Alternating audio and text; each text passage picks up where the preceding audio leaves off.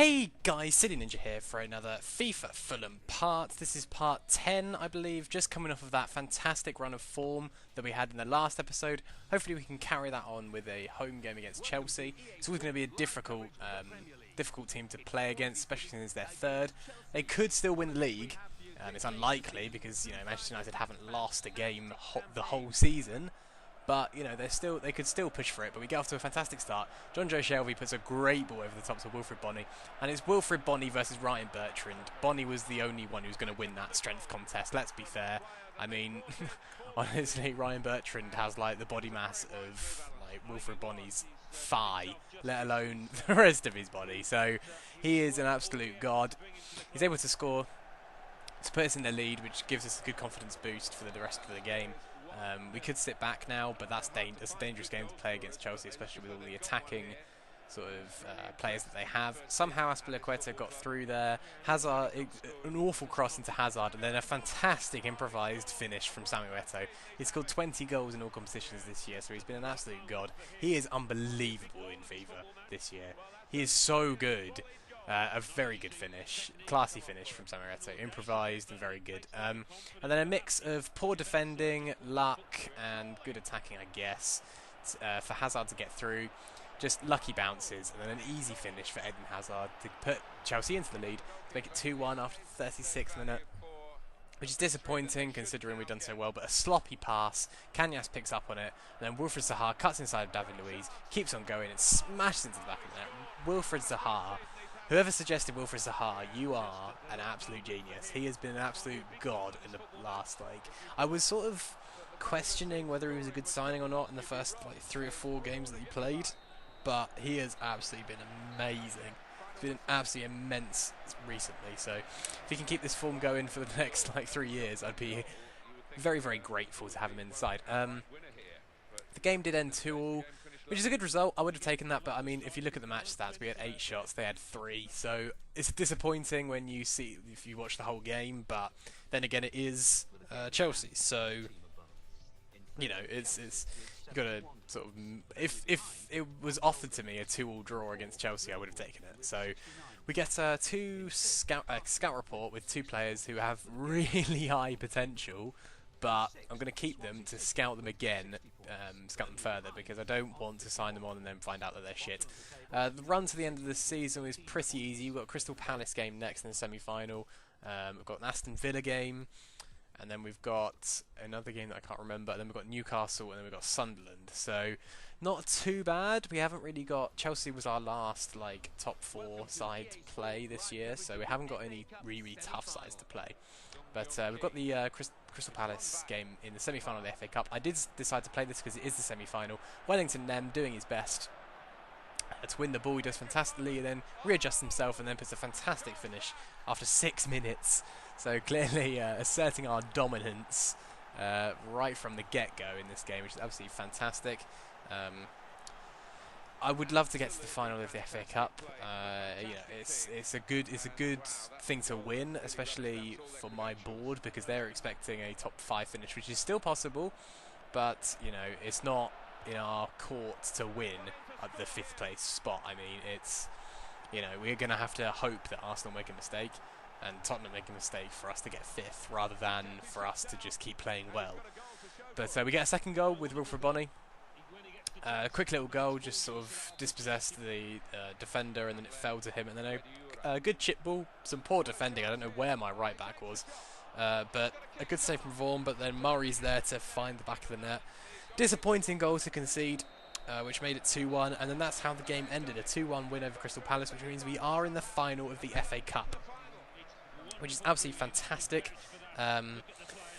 It's going to be a tough game, because you will see who we're playing in the final at Wembley. It will be a tough game, and I will do what I always do for cup finals. I will live comment and then upload it in 2 parts, so for each half, or if it goes to penalties, whatever. But we will be playing against Manchester City, which I have a very poor record against Manchester City. I haven't won against them, I don't think. I think I lost both of our games in the league. So I don't have a very good time with playing Manchester City. Against Chelsea, we do seem to do better. However, you know, either way, it's going to be a tough game, especially if Manchester City don't win the league, because that means they'll just be out for blood with the FA Cup to get some sort of silverware, because I don't think they're doing very well in the Champions League either. And then a very conservative, no, what's the word? Contentious? That's not the word. A strange decision from the referee to A, give that as a penalty, where it wasn't a tackle from me, that was FIFA 14's collision fucking mapping screwing me over, and 2, to send him off for that, for something I didn't intend. EABS, to be honest with you, some EABS. Benteke was never really going to miss it, let's be honest, to make it 1-0, and we did lose that game, which is absolutely devastating, because that could mean that we're out of the running. We did not deserve to win that game. We had 2 shots on target. Aston Villa were in absolutely fantastic form. Their defence is rock solid. So we needed a win against Southampton. We had to sort of win this game. If we don't win this game, there is no chance we're going to finish in the top 5. It's slim as it is, so if we don't win this, it's definitely not going to happen. Southampton are a tough side. As you can see, I just wanted to get into the game. But we get off to a good start. Wilfred Bonney going down the wing, not really a usual place for him to be, but Wilfred Zaha with acres of space, and then finds a good finish to make it 1-0 after 15 minutes. Which is fantastic. A good start against Southampton. Southampton are a good side, and I didn't want to concede early against them because they can defend really well. So wanted to get that early goal. Was able to get it with Wilfred Zaha. And then some nice play between Bonney and Zaha. Again, Zaha playing an integral role in the team. Puts a great ball into the box. Wilfred Bonney's going to attack it. He misses it. But Southampton can't get it clear. Wellington then attacks the defence like he always does. Nicks it off a defender. And smashes into the back of the net to make it 2-0 after 27 minutes. So 2-0 against Southampton. This is absolutely fantastic. This is exactly the response I wanted from the boys. I didn't want to, you know, for our form just to absolutely disintegrate after losing against Villa. But sadly, Southampton do get a goal back. Some great play between Lallana and Lambert. And Lambert, if you put Lambert in the box, he's always going to finish it. He's got an absolutely fantastic finish. And then this happened. Very disappointing, but I think you'll appreciate the goal. Wanyama picks up the ball and does that.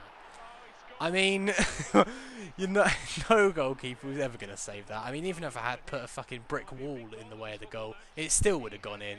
What a strike from Wanyama. Absolutely unbelievable goal to make it 2-2. But then again, Wilfred Zaha attacking as always.